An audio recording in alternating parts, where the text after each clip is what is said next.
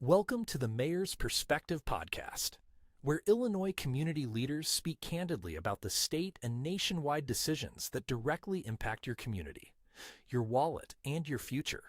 No spin, no talking points, just real conversations about the policies shaping our communities and what it means for you. Because when decisions are made at the top, they're felt at home. Right. Hello, everyone, and welcome to the Mayor's Perspective podcast. My name is Mike Reid. I am the village president of Hampshire, and with us today, we have two distinguished co-hosts. Who wants to start off? I'll go. Ladies I'm first. Amber Kubiak. I'm the village president of Pingree Grove. Glad to be here. I'm Guy Zambetti, village president of Gilbert's.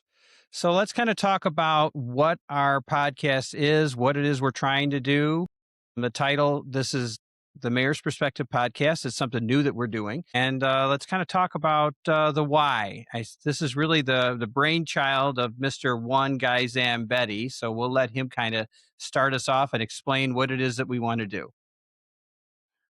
Well, the point of getting into this, we find ourselves in the middle, especially with being municipalities.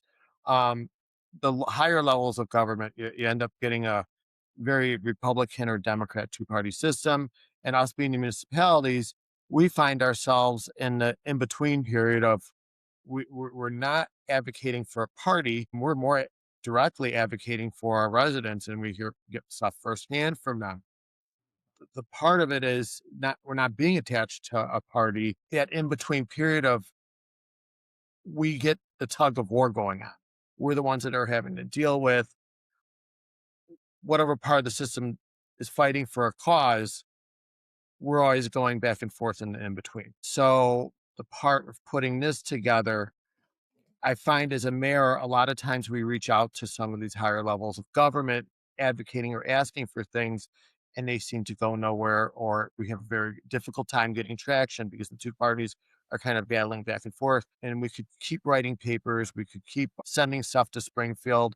And I just feel we're not being effective. We're getting run over. And this is an outreach. It's actually a cry from, at least from me, and I believe some of our other municipalities that might feel this way of voters. We need you guys. We need you guys to get more interactive. We would like to hear our perspective of how difficult or some of the challenges that we're having.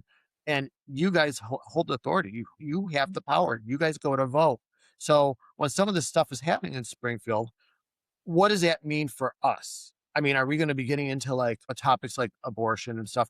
No, not exactly. We're going to get more of the stuff of what directly affects our communities, to where whether you're a Republican or a Democrat, this bill or whatever is being proposed, you most likely aren't going to like it. So let's talk about that and get to that middle ground to bring to that higher level of government and say, we're not happy. And hopefully this keeps growing to where we get enough of them, where if we're not finding the path of doing things the right way through paperwork of, listen, now we got a lot of people that are kind of upset.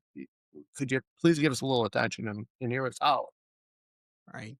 And so the biggest goal that I think that we want to drive home is that there's a lot of things that are talked about at a state and federal level that impact your block, impact you right in your hometown. And there's a whole lot of people that don't really understand it. And so we're going to do our best to try to educate you, the resident, no matter where you live in the state or within the country, about how this stuff impacts your local government and how it impacts you as the resident.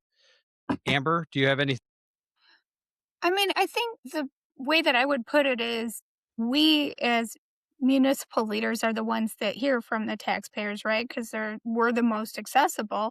And so we get all the complaints. And when we try to voice that, a lot of times it feels like it goes unheard. So this is our opportunity to get our residents involved and hear from our perspective of what's going on and how they can help. Our whole goal in this is to educate the resident on how this all impacts, and we can't be everywhere all at once, be into different coffee shops and libraries and see it on the street. So through the miracle of technology, we're really hoping that maybe we can teach you something, or maybe you can interact with us, and maybe we'll take some long car trips together or something, because audiobooks aren't as popular as podcasts are. So let's give this a shot. So with that being said, our first topic that we want to talk about would be local control, government, quote unquote, overreach, zoning, solar, you name it. So let's get started. Who wants to lead this topic off? So some of the things that have been, they continually come up, but the ones that are in the hot spot, I'm sure people are sick of hearing me talk about it, the solar.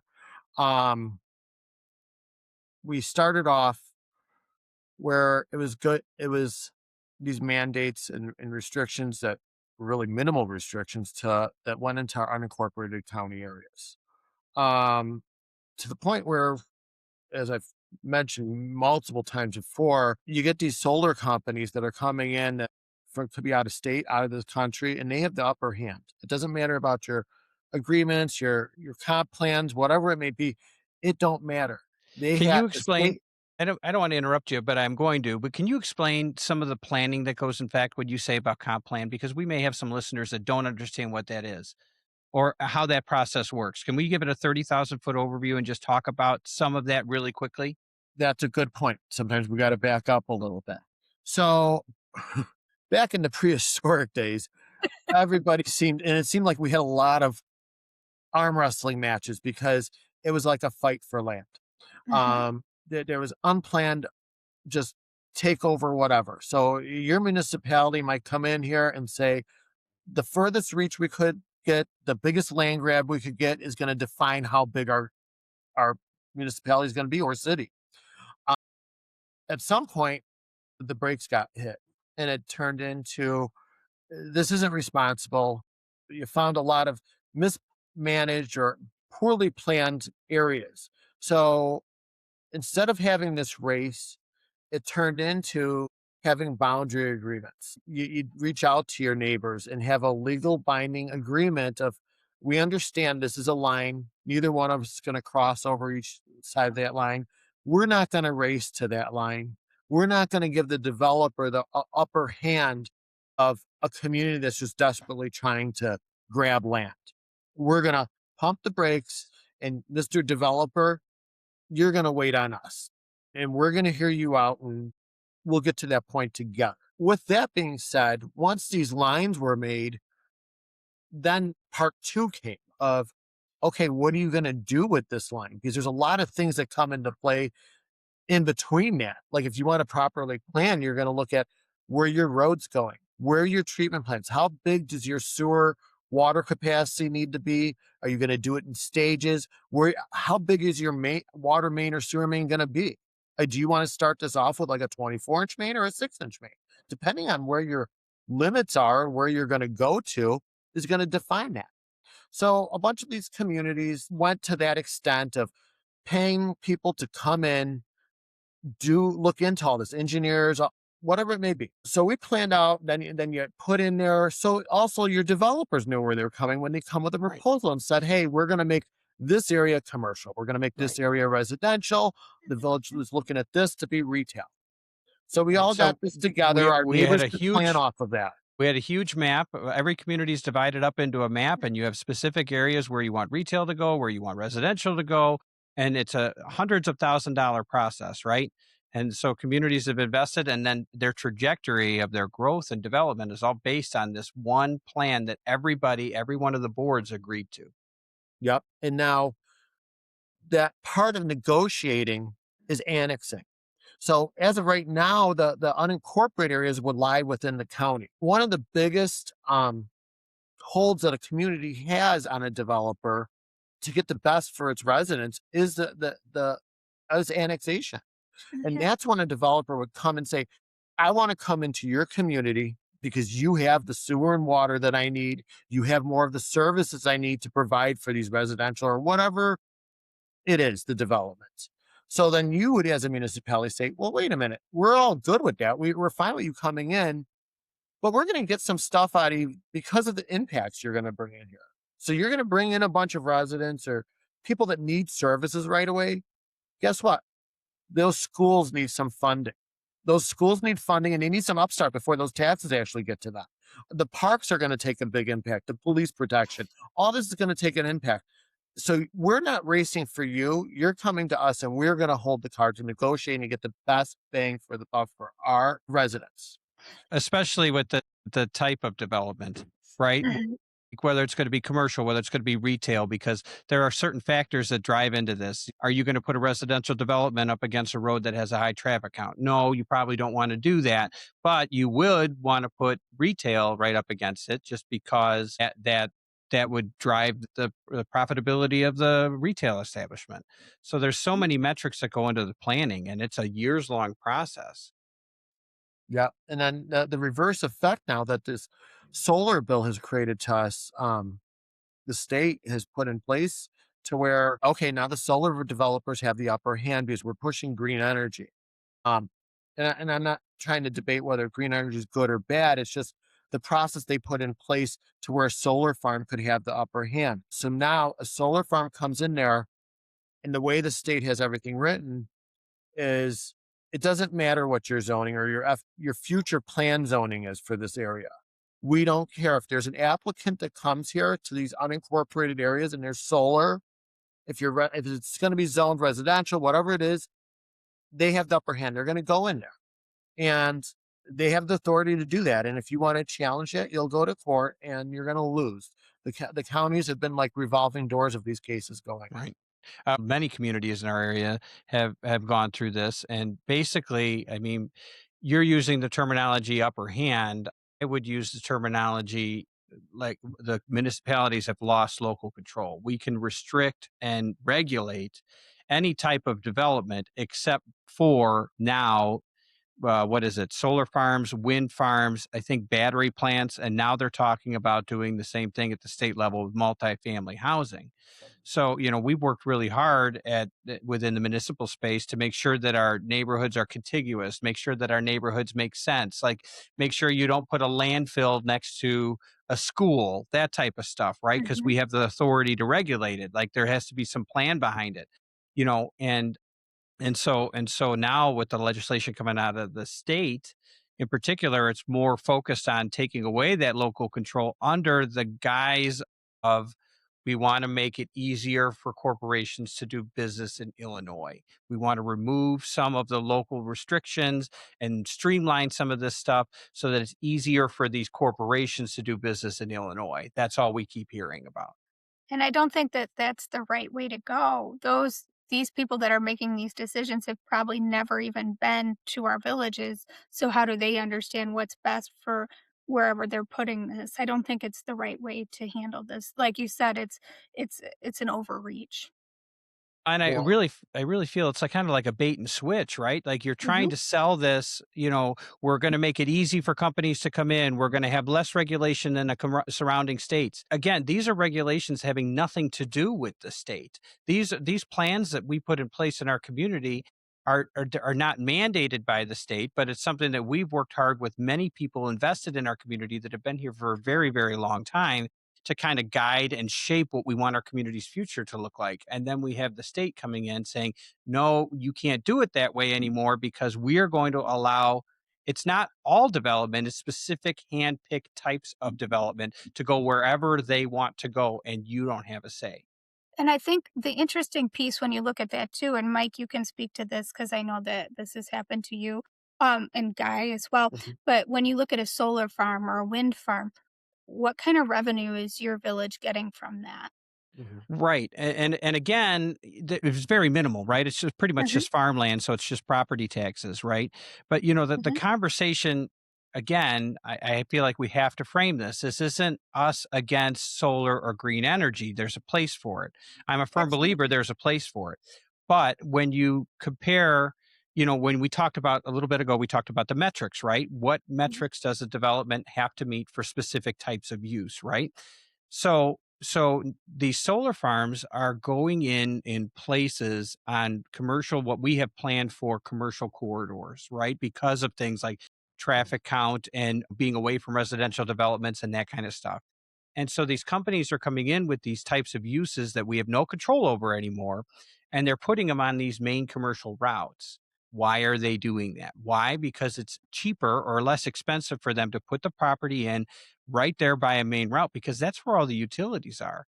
If That's they right. had to work with the municipalities and we said, you know what, that's not a great site for this, like any other development, right? Because we have people come in and ask about, warehousing, or they ask about a car wash or whatever, right?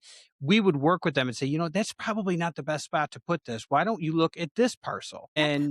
And now you can't have those conversations because the state says we're not allowed to, because it's And explicitly allowed.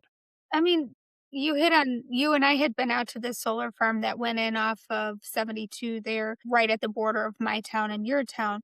That one was built properly. It's built far enough off of the main route that someone could build commercial in front of it on the main road. And that's what we talked about being positive, because if you have something zoned as commercial, you're anticipating at some point you're going to collect sales tax or gas tax or whatever it might be, some kind of revenue. And when you're getting little to no revenue from a solar farm or a wind farm, it's not a good switch. Yeah, and I forgive me, I don't have all the numbers. The biggest issue that we have is that what's classified as a non-home rule. We can get into that. The biggest class of non-home rule community is we don't have very many ways to increase revenues. Mhm. So the lion's share of our budgets are really fed by property tax.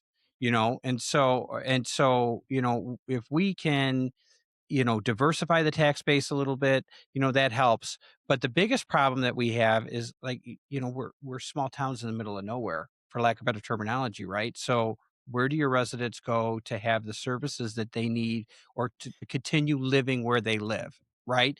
For the most part, Mhm. Hampshire has been a bedroom community forever, right? And I'm sure that you guys are in similar positions. I don't want to speak for your towns, but I mean, your towns don't have the services, right?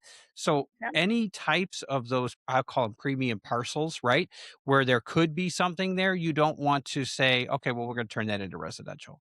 As a matter of fact, like as an example, we've had developments come in, residential developments, and we work with the developers and say, you know what, don't put these houses right on the route, push them back, give us the 10 acres up in front, make that commercial. Let's do something like do something different. Let's put a sunset clause on it, give us 5 years, market that as commercial for 5 years. If it doesn't sell within 5 years, then you could put houses on it, fine, but at Mhm. least give it a shot. And in most of those circumstances, it's been the right move. Now, Guy, Amber and I have been talking a lot here. Do you have anything that I mean, I don't want to keep talking over I you. just want to look at this from another side of it too. Some of the things I feel like the solar's been too much of a race with no planning of put it in and let the solar companies do the actual planning, which they're not doing the planning. So on another side of it, look at it this way. One of them that we had to arm wrestle with and it ended up going to litigation. It was planned for commercial at a busy intersection, Big Timber at 72. And the argument was, well, it's planned for commercial. It's going to dive into the sales tax, and the solar farm wanted to go there. Um, so the flip side of it is, well, what if they start going into the middle no man land areas? So maybe they go right up to your corporate boundaries where it's not on a busy intersection. That sounds great. So, like, let's say they line your corporate boundary and unincorporate it. We have one in application right now, and they also own the parcel right next to it, where if they go through with that in the middle of no man land, they will cut us off to where we can't get utility mains through a solar farm. So that this village will never have any potential of expanding sewer and water to the west, and all that land's lost. Now, on the side note of that, there'll be a big plea of we have a housing shortage. We need to address housing. We have a water issue. These concerns of the water tables dropping, we're not giving permits for private wells. We're trying to advocate more for the deeper wealth that municipalities have. Well, you just cut us off. Because I can tell you right now, and I think you guys both understand this, you're not getting no bigger developer to come in and go on a private well to address No. this Well, as a housing. matter of fact, most of our municipal codes, I mean, to annex, you have to Yeah. be able to supply that kind of stuff.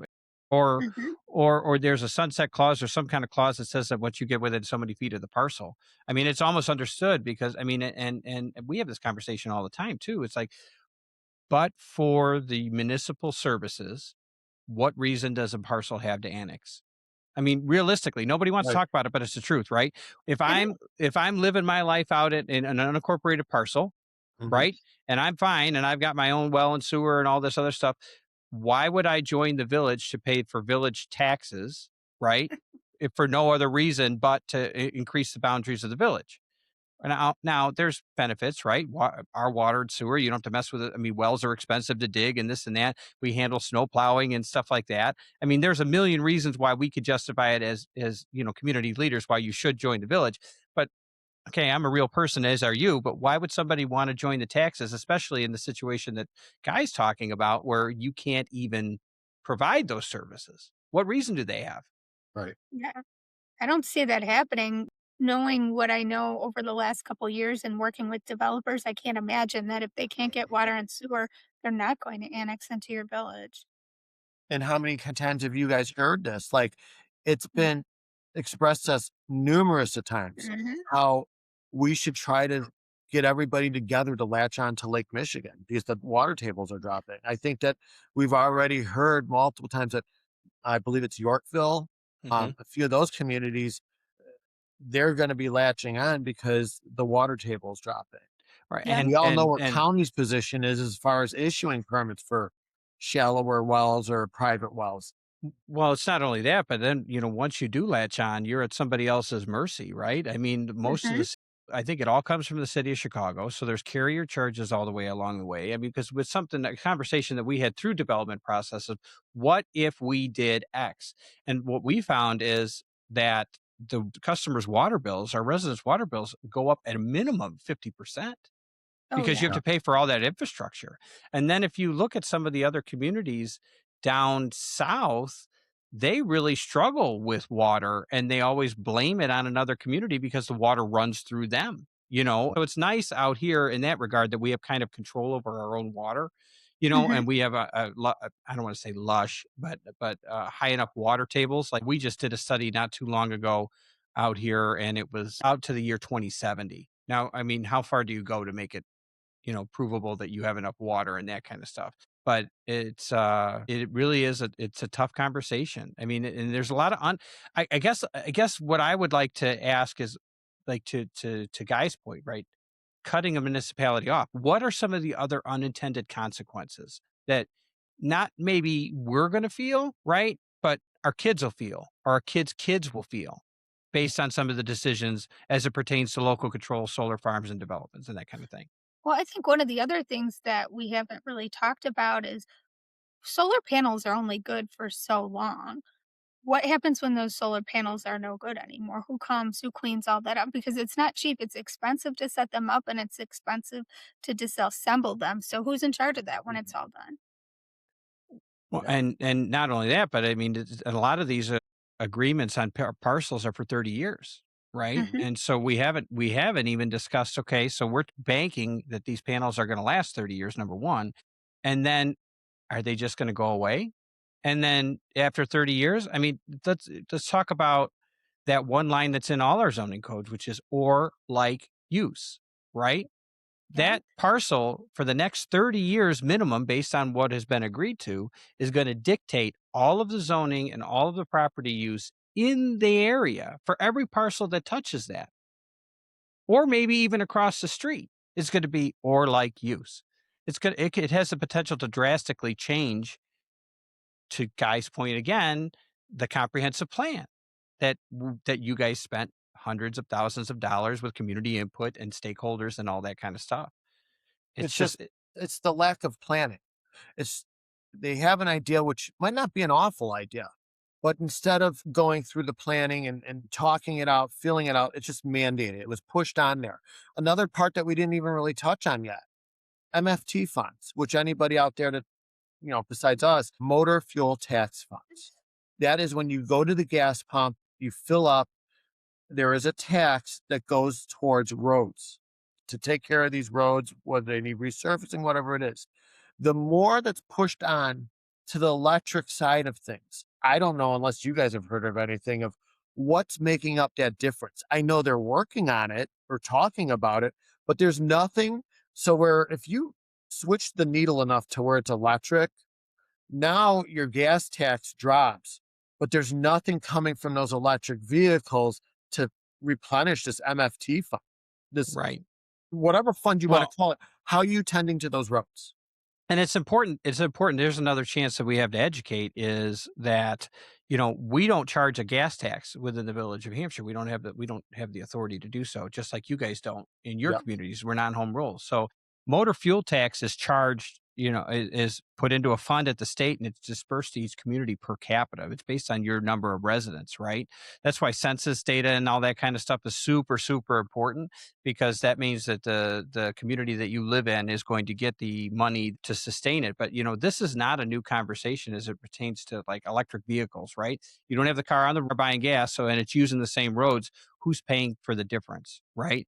And so that's why you see all this legislation proposed, whether it's a per mile tax, or you see the electronic readers that go in the OBD2 port. They're going to make us all turn in their mileage, or you're going to have to write in your odometer on your tax statements and that kind of stuff. That's where all of this comes from, and it comes from the fact that the old model with this new technology is essentially broken.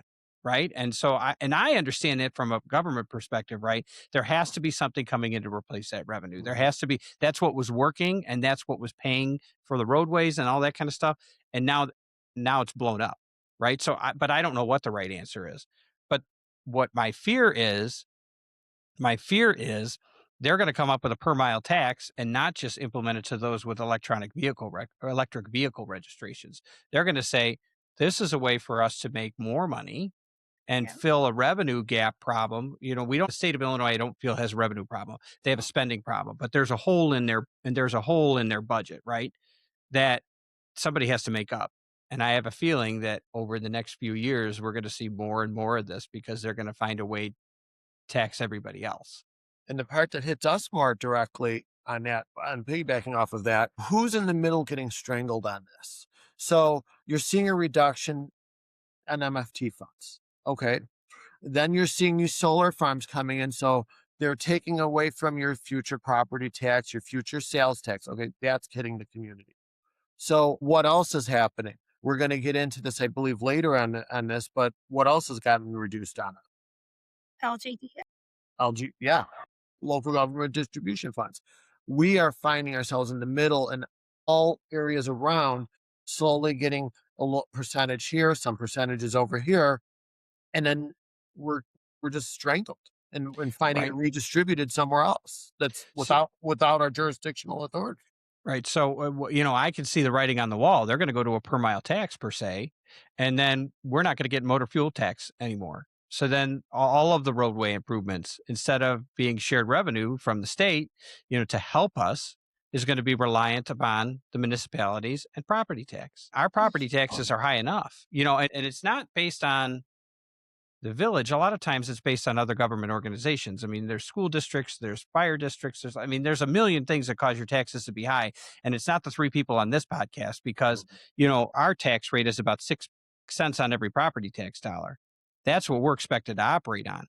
And when we're having budget shortfalls or present, unbalanced budget, I mean, our residents hold us accountable, right? Yeah. And there's no choice. I mean, we read about it on Facebook all the time. They're like, then we need a new mayor, or we need to run for the board, or you know what I mean? It's all the time. The level of accountability that is demanded from us as local officials, and rightfully so, is very, very high.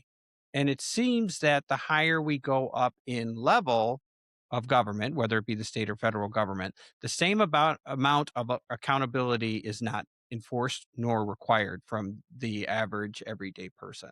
And so that's why we thought we'd try to do this and explain it in ways that people understand. And if we're not, I mean, you need to tell us, which is, we want you to get involved, and we want you to send us emails. Speaking of which, we do have an email address that we set up for this purpose, right? It is themayorsperspective@gmail.com. And that's where you can find us on all your social media outlets, on Instagram and Facebook and YouTube, at the Mayor's Perspective. I don't want to cut the conversation short on this, but we've been talking for probably about a half hour now, and we do have a couple of other topics that we want to cover. So we could certainly come back to local control and that kind of stuff, or if you guys have anything else you want to add to that.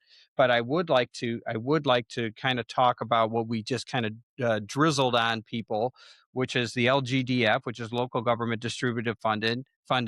And, we talked a little bit about motor fuel tax and the census, and then unfunded mandates and that kind of stuff, and how that all trickles down and what that actually means. Who wants to start? Well, like we talked about, LGDF is Local Government Distribution Fund. This is how we get our portion of our residents' tax bill to the state. We get a part of our income tax, we get MFT. It's all the local government's portion that we use to fund road projects, to fund things that affect our residents' everyday lives. Or the unfunded mandates that they put on us. Oh yeah, which seem endless, right? So, right.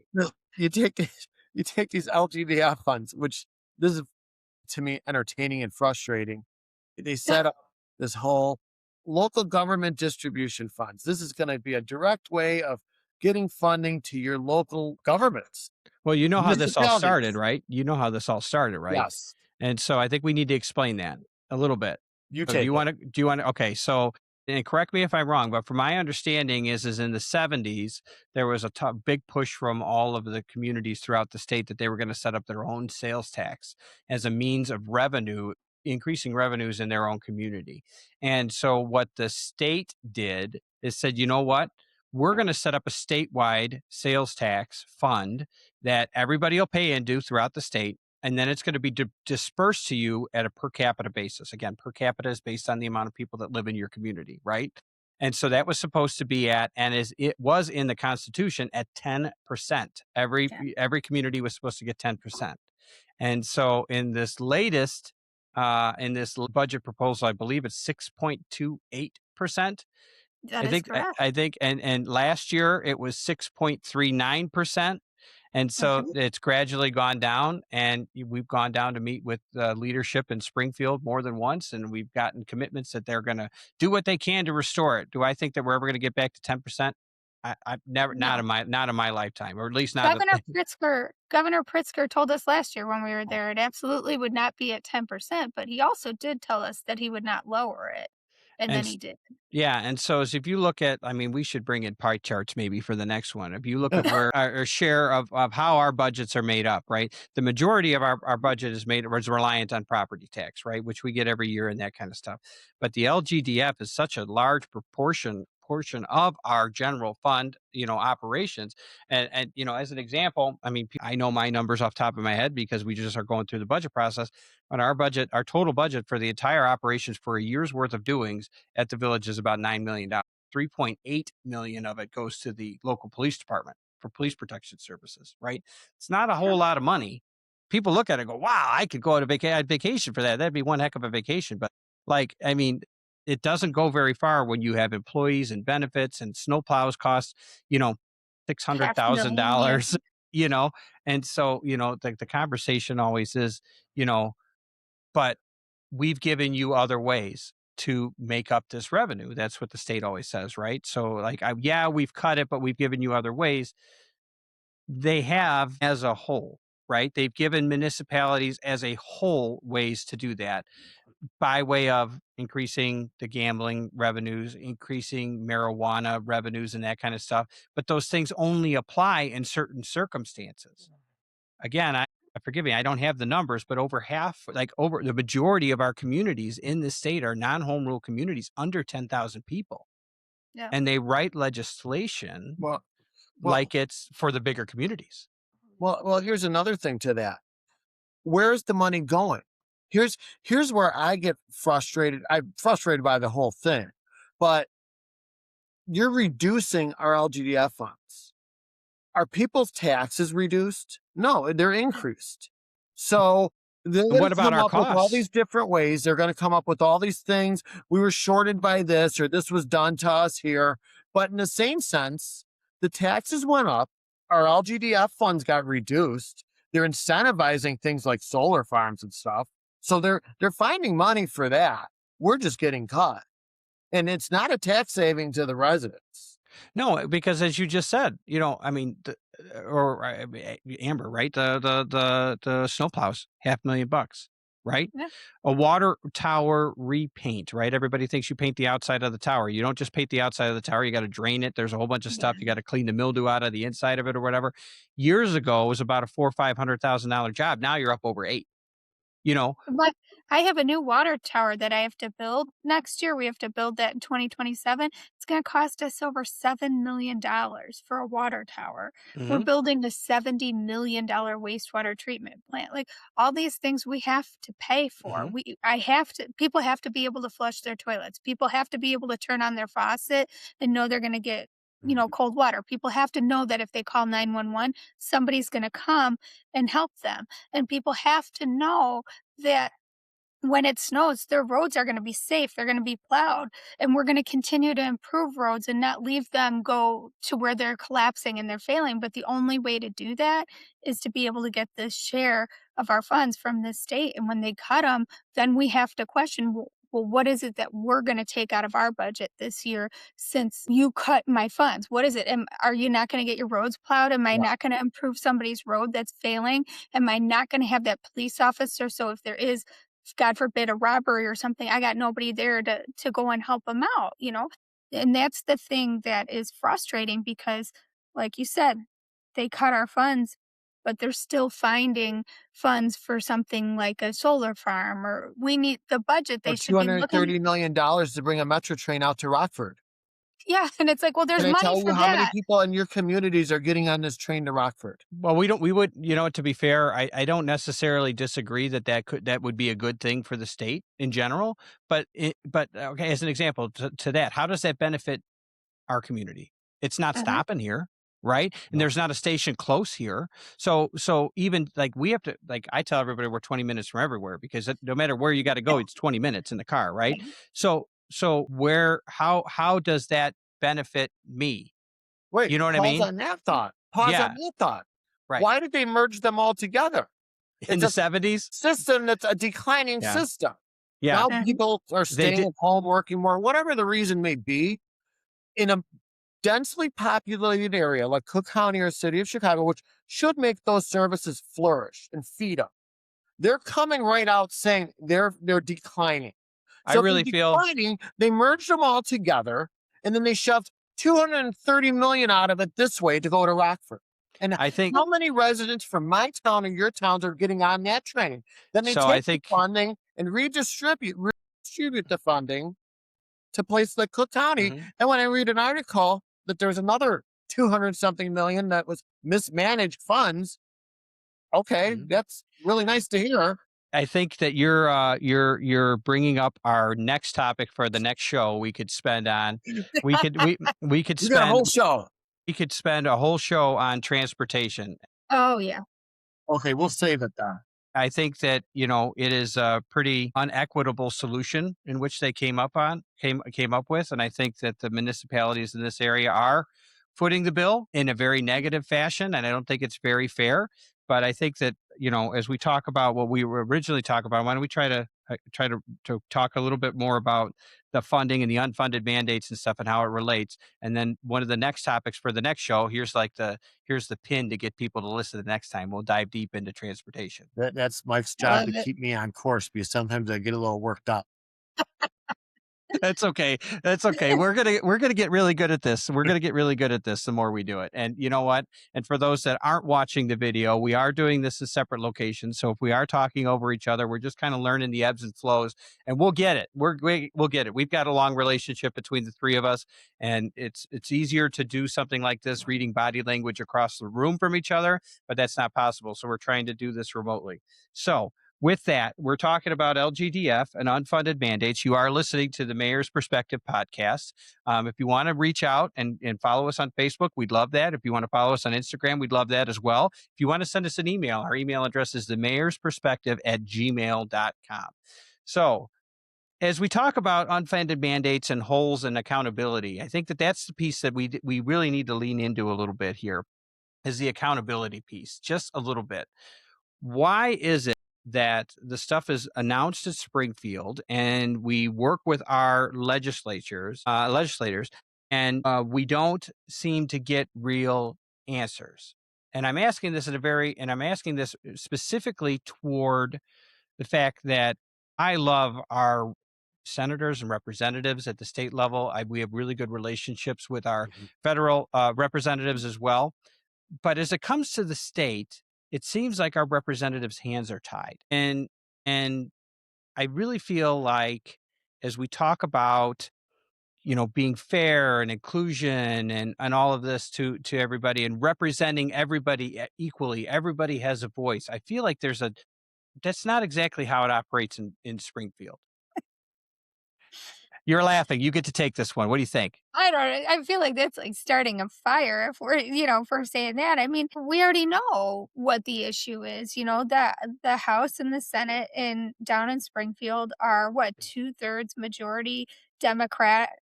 And so our representatives and our senators from the state are all Republican. So I feel like they just don't get a fair shake. I mean, I watch Jeff and Dave speak all the time about, how frustrated they are because they're not getting anything done.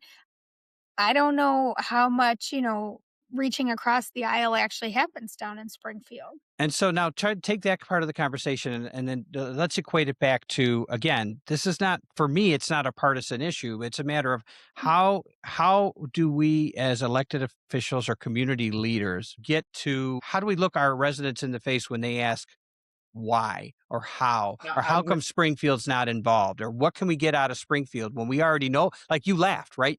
You know what the answer was, right? Nothing. Yeah, it's nothing. You're getting What? nothing.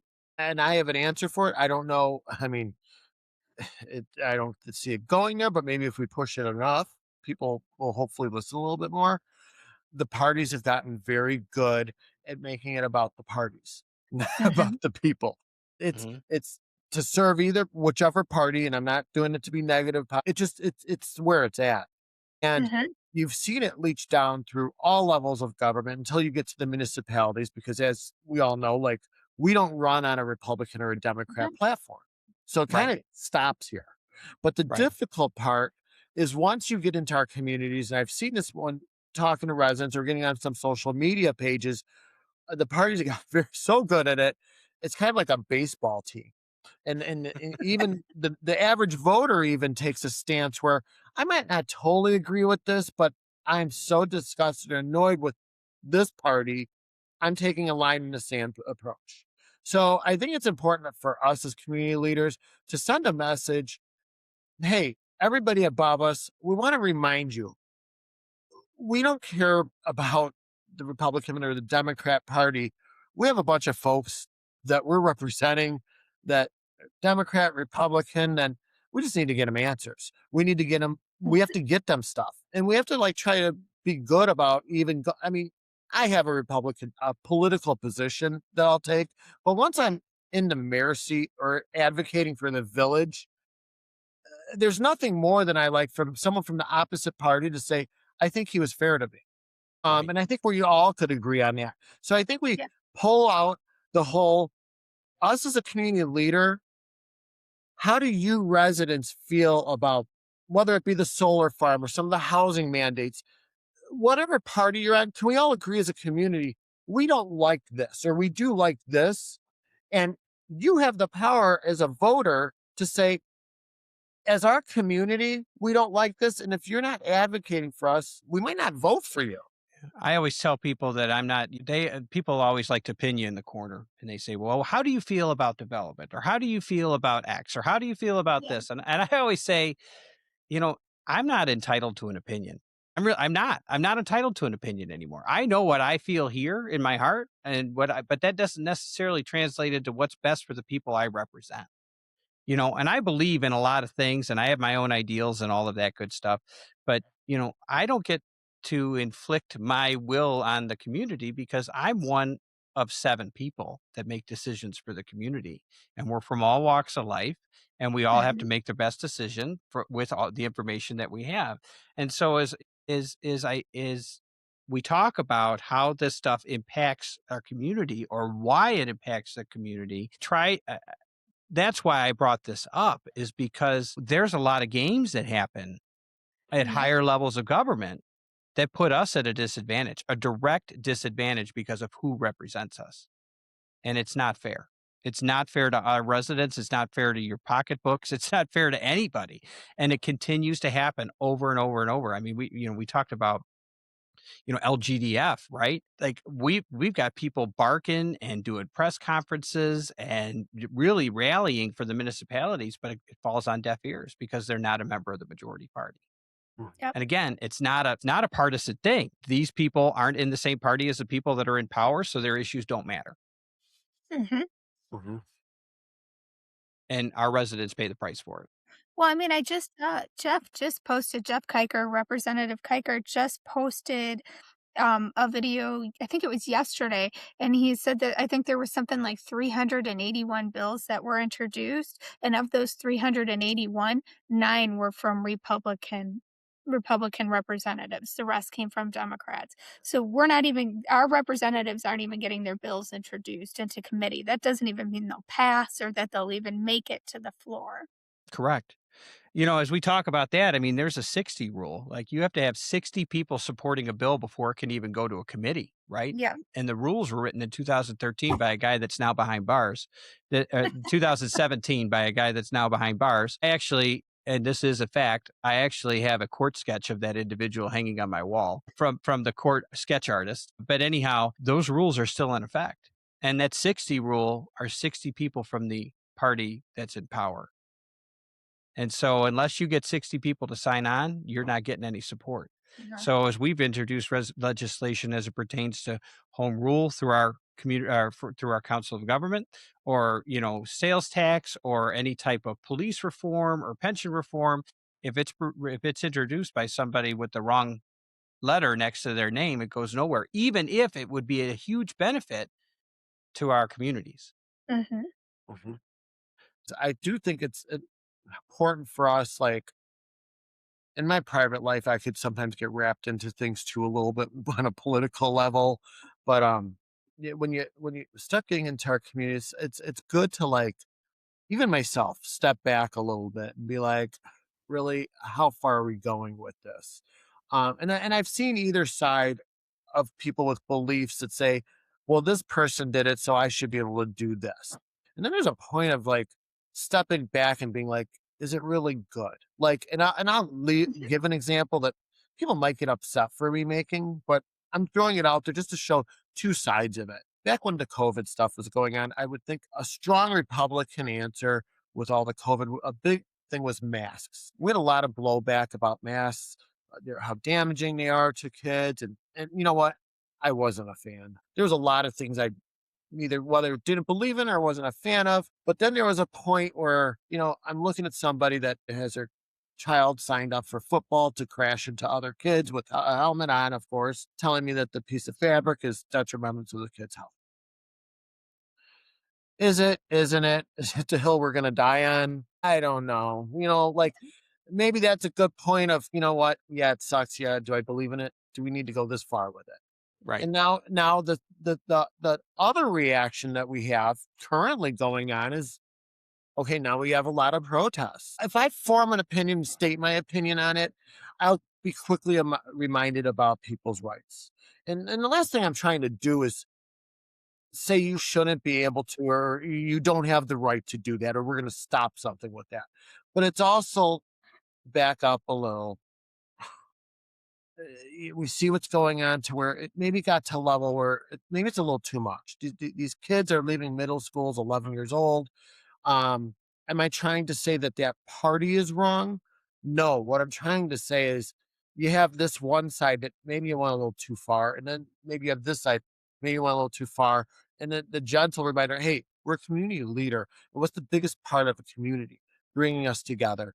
Get that reminder, make your points, take your positions, but we're really involving families. We're really involving kids. Take the temperature down, as opposed to what we're seeing at maybe our federal and state levels, where those leaders are like, here's the gas cans. Let's get it going. I think maybe we could try to do it. Help. Hey, guys, let's take a pause and really look at what we're doing here. Yeah. That's the key part, right? Is like just try to build consensus and try to realize that there are good people in our communities. And you know what? You don't have to agree with each other to get along. And, I'm the first one to say it. I mean, and I know you guys are too. I mean, there's things that you guys say or do that I don't necessarily think I would do. And you could say the same about all the me. time with you. Right. Yeah.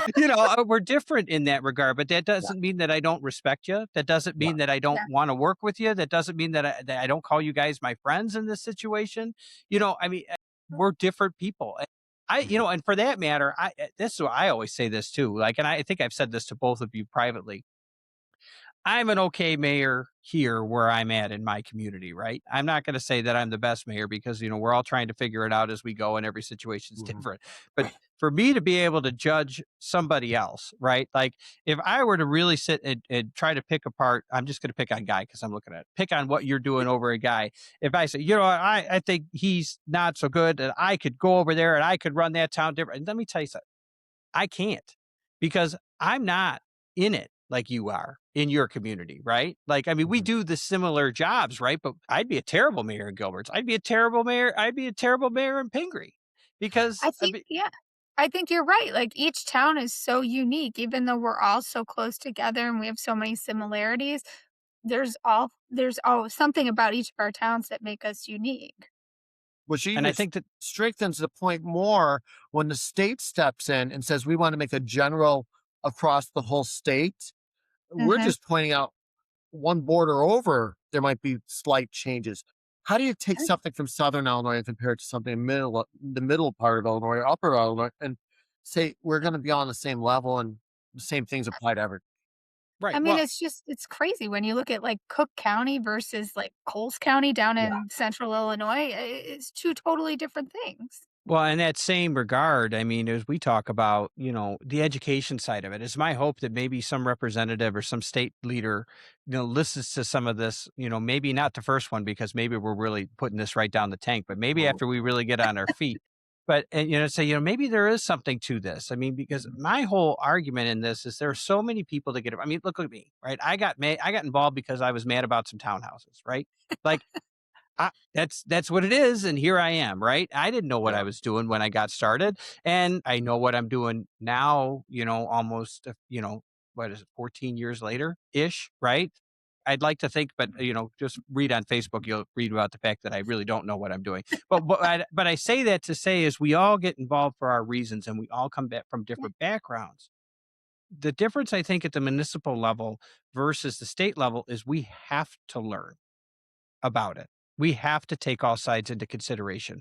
We have to learn the difference between non-home rule, home rule, what a PTEL means, what a property tax levy is versus raising the property tax and stuff like that. We have to take those things into consideration and we have to do our part to try to educate people around us so that we're handling this the right way. People get elected all the time with no background. That's how this started, right? We're a government of the people for the people. But I think that we need some education, and that's where we're trying to fill that gap. What do you got for time? We got 4 minutes left in this session, but we can go a little bit longer. I don't know if we should end this on all this political crap. Let's maybe take this off and get into some fun stuff. Let's so I could go to bed not angry. We could think good thoughts. Is it time for happy hour? Well, you do happy hour. I don't know. I knew you were prepared. What do you got? What do you got? I've got a beautiful Busch Light in my Newman's koozie tonight. I thought Hampshire to drink is like Coors or High Life or something. I do have High Life, but this is what was cold. What do we got over there tonight? Oh, she's got the whole bottle. Of wine. Whoa. She's got the whole bottle. I'm drinking the whole thing. Relax. I'm having one glass. She's putting a straw in the bottle after putting up with us. I need to be better prepared next time. So let's talk. What do you got, Guy? I got some stuff that's not even in any of our 3 communities, but happy stuff. What? We're at happy hour now. You said not to let me finish talking. I'll be happy. America Antique Mall. Have either of you went to it? Oh, I have. Yeah. Nope. Not an antique guy. Oh, but it's got so much stuff. You would like it. In Algonquin on Randall Road. There's everything. It's America Antique Mall. when you Mhm. go in there, it's like a flashback of like memories of your childhood past. There's Oh, yeah. tons of like records, some of those like I don't even know, like all this old nostalgia stuff to where like you remember being at your grandparents' house. And it's indoor. It's like a huge indoor garage sale. Even better. Okay, you had me a garage Well, sale. there's a bunch of stuff I don't need in there. Yes. You had me a garage sale. But Now no, this, yeah, they I'd even say have maybe check snacks it in there out if you too. haven't gone in. Snacks and a garage sale? Yeah, and there's like a candy They booth. do You have can a get little like bit the of snacks in freeze-dried there. Yep. candy. Yep. And if you're just bored and want to go down memory lane and just don't buy anything, now you have cheap entertainment. I'm sure they wouldn't like me saying that part, but They're know. like, thanks for that guy. So hey, should you we know do what? You know how many times I can tell the kids like, hey, you guys want to go to the antique mall? We're not buying anything, no, but Yeah, you sound like my mom when we'd go to the department store or the Venture when I was growing up. Don't look get at any all the ideas. stuff You're in not that getting mall. anything. Or the service merchandise. Oh my god. God, that's good. What I have else you one. guys got going on? I got one thing that I'm excited about. Okay. Just one? Well, probably a lot more, but this one was the biggest thing. The new park, the gathering space that will have a covered band show, the construction starts on that next week. So we're super excited. They're going to do a groundbreaking. Oh, that's Have you checked exciting. that? Have you seen any of the stuff they're doing over there, Mike? I was shocked. I No, went over there and saw Amber some- doesn't invite me into Pingree. Oh, I don't get invited. I just show up. Yeah, our skate park, that's going out to bid next week as well. On Monday, they're talk sending about that out skate to bid. Well, yeah. Ever since you got thrown off the tour because you and Tony Hawk got into the dispute, I know you don't like skate parks. We don't have the skate park. It's not just skating. It's just near a current skate have park. one. We're going to have, there's a zip line guide that seems like it Oh, I might like be for that. you. Yeah. We're going to have a pavilion the so weight people can. capacity? Yeah, I was just going to ask, what's the weight limit? Can we get video of Guy and myself Do you have ziplining? any of them with steel cables? It's stuck it's an halfway interesting down. contraption. It's for everyone. Everyone can use it. Yeah, it's really nice. Inclusive. I like But that. we'll have a pavilion. We're going to have not tennis courts. Oh God, pickleball courts. Pickleball. Yeah. Oh, that's a big And thing right now. basketball We could send those court. Del Webb people by you. Oh no. And then we have wall ball as well. It's interactive. It's a new thing. That'll be cool. Gaga ball. Okay. And then in the winter we have an ice skating rink. So we're super jazzed about that. Well, you got to have cold weather for that. Yeah. Well, that's I think really important. next year. It's gonna be ready for next year. Yeah, next year. That'll be good. What We're about excited. Easter egg hunts? You guys got Easter egg hunts coming up? How many? No, eggs? but you need volunteers, right? I do not. I got a lot of you. Neither of you are gonna have Easter egg hunts. No, Our that's HOAs do their own. we have a park don't district touch out it. here. They handle all that. Yeah. Well, I guess I won. Are you gonna? Do you happen to know who Peter Cottontail is? I thought it was Guy. Well, I don't know. I don't know. I don't have too much. If I don't have Peter to. Cottontail's got a Marlboro hanging out of his mouth, we know it's Mr. Zambetti. You know what? Well, you said you wanted to end this at a light note, right? I got 8,000 eggs. Did you fill them 8,000 all with eggs. candy? What? Who fills them with candy? You? Yeah. The volunteers do. There Your used to be people? all of our staff that would do it. That wasn't fun. I thank God. No. Did you residents offer that- to say? We find that if you offer to buy staff pizza, they do stuff like that. I don't know. Mine don't jump too high for that. Oh my gosh, 8,000 eggs. I don't blame them. Well, we over the years we've learned to change some things because they're very conscientious about the spending in the village of Gilbert's. And sometimes I had to remind them back then that maybe they have to be a little less conscientious of the spending because we're buying stuff for the Easter eggs like from China, Oriental Oriental trading. Yeah. Yeah, I know and that. when you see like, there's nothing better than the joy of seeing like a 4-year-old getting a jawbreaker that might be stale because it's 2 years old, and I'm like Fantastic. looking like, wow, this is some insurance liabilities here. So we've upped the game a little bit more. We have chocolate, we have like gummies, and like we got away from Oriental trading. That's fantastic. Yeah. Well, we're looking forward to the skate park, and we're looking forward to see Peter Cottontail and his fluffy tail hopping up and down in Gilbert's. That'll be exciting. Yeah. So I've got one piece of excitement. I mean, we're about ready to open up our public works building somewhere in March. We're getting really close. I drove by it the other day. We have some garage doors on the outside of it. Pretty excited. How Your team big has is to this be building? Do you thrilled. know? 30,000 square feet. That's nice. Yeah. How big Well, we will need that it. be? We need it. Need it. Our oldest truck on the street is a 2003, and it's rusted apart pretty bad. So we're hoping that we can get them inside and then the trucks will last, and not be so rusty. And so What we were can you before? Weren't you guys just renting before? Renting? No, so we had a really small facility that used to be a water well house that we had a big garage put on sometime years ago, and so we'd have to you'd put one up against the wall and then you pull the other one in and crawl over the stick and get out of the truck and then pull another one in, so we couldn't get all of our trucks inside, and so we were renting a space, and then we were renting a bunch of other spaces for the street sweeper and that to keep it inside in the wintertime so it didn't freeze and stuff like this. It. Yeah, well, I mean, I think both of the communities have used it. I maybe not Pingree, but I know that we've swept Burlington and Gilbert's. We've got Flood does ours. Flood does our street sweeping. See, look at you. You see, Who she's does got people yours? Flood Brothers but are they pay for it. Flood. Pay for it though. It's part of our contract. It Yeah. feels, yeah, that's an interesting one I learned there. Yeah. Yeah. But We just take care of street sweeper. yeah, that is true. But Then you the know what? Then the residents call up wondering why there's a hamster street sweeper going You know what?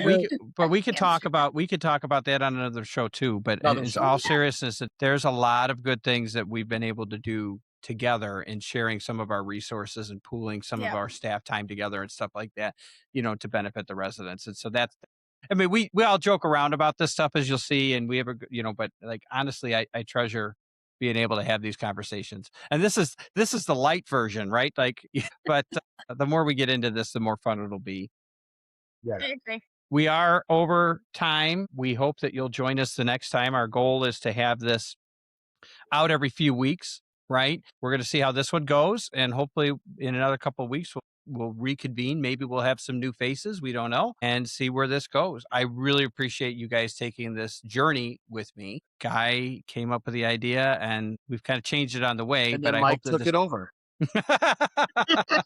Yeah, I kept apologizing. And Amber knows better. Amber's just like, you know what? I'm going to let these two idiots go. Yeah, you're right. Yeah. I'll just watch. What's really funny is we're two grown adults in charge of communities, and we walk into some rooms and people are like, you guys can't sit next to each other. It's just like when you walked into a class and the teacher, you and you separated. But so again, thank you for joining us today. Our next episode will be in a couple weeks, I should say.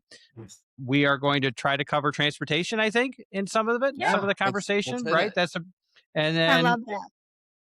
follow us on Instagram, Facebook at The Mayor's Perspective.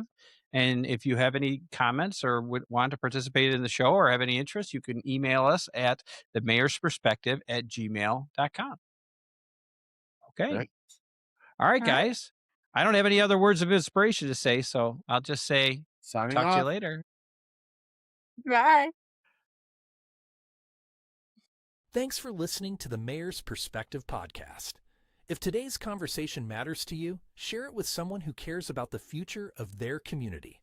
Be sure to like and subscribe so you don't miss upcoming discussions with leaders from across Illinois tackling the issues that impact your city, your wallet, and your future. Because when decisions are made at the top, they're felt at home. Let's talk again soon.